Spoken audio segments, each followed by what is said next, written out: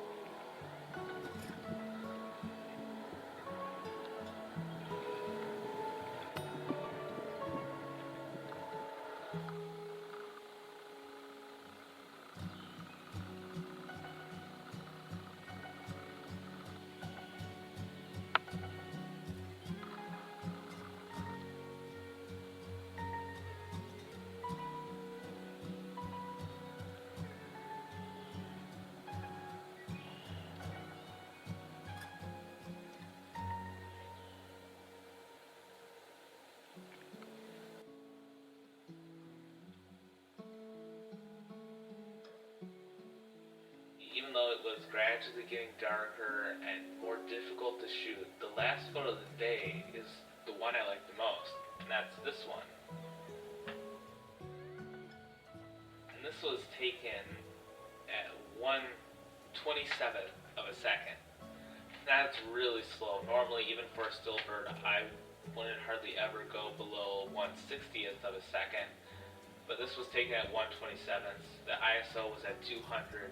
And what I found with my camera is that the sensor is so small that I kind of have to keep it down to 100 or 200 for the best results. I hardly ever find any real keepers that retain enough detail above that. Occasionally I can, but for the most part, I really have to keep it down to low ISO. And it's just amazing that I was able to get such a sharp and clean image from this, considering what I had. I had a tripod and the bird was sitting still, so thankfully I could do that. And when I say I had a tripod, you're probably thinking this looks like junk. And you're right, it is junk. I've since got a better tripod, but the leg pops out every now and then. This is totally trash, but it proved to be necessary at the time. Even this was necessary to have a tripod, because there's no way I could have done that handheld. And the padding is actually worn off so much that the camera can slide a little bit.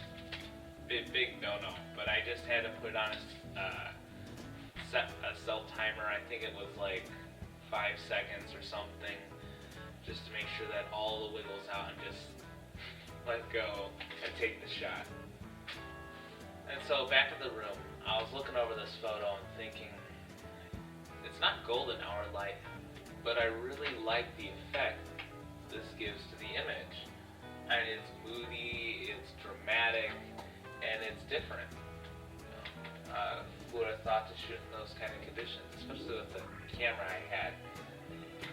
And the color is just amazing, and even the background is starting to blur out a little bit. There's a little bit of distraction. But I also wanted to get a shot of it looking down at the eggs. I saw it happen a couple times and I kind of missed the shot because it would only do it really quick. And again, I had a cell timer, so I was forced to wait like 5 seconds after I wanted to take after I saw that the opportunity was there. So day 2, the next morning I get up at 6 a.m., I rush down there, and I start shooting away again.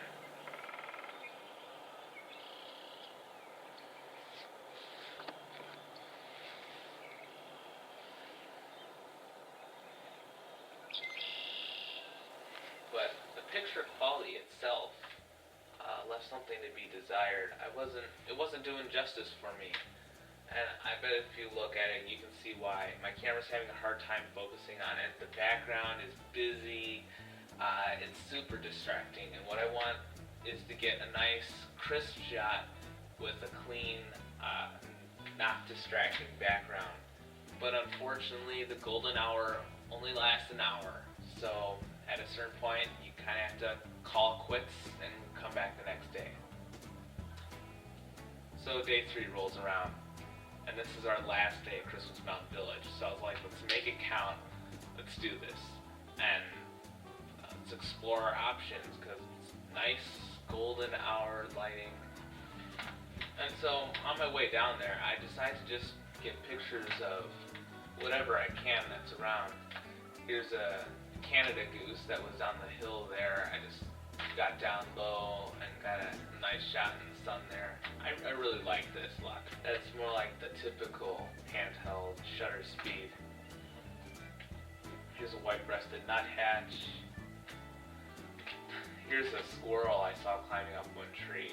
Really nice background. Here you can see that it's actually, the lighting isn't as nice and golden, but we got some nice catch light. And that's really what I want to go for with the Sandhill Crane. So, on to the Sandhill Crane.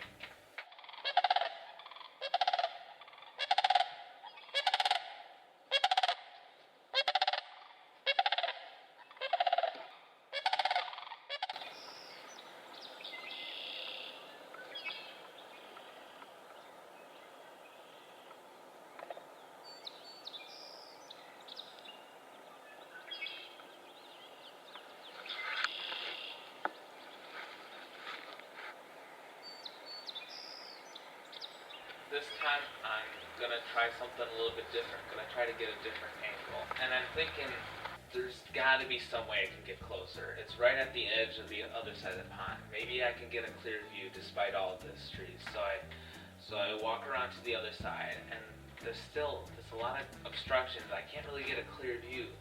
But there's this one branch that was sticking out over the water, this down tree limb, a large tree limb. And it was kind of in a really convenient place. And I knew that the only way I could get a clear view of the crane on the nest was to go out on this limb. So I did. I carefully walked out onto the limb and balanced there with my camera. But it actually had this branch stepping out that I could use as a guide, and then I could use to steady my camera and get a nice steady image. And so I just ditched the tripod and just used that as an alternate tripod. Just used what I had. And so I started shooting away. The lighting's excellent. It was later than the previous morning, but there was a partial overcast, which made the lighting even better, I must say.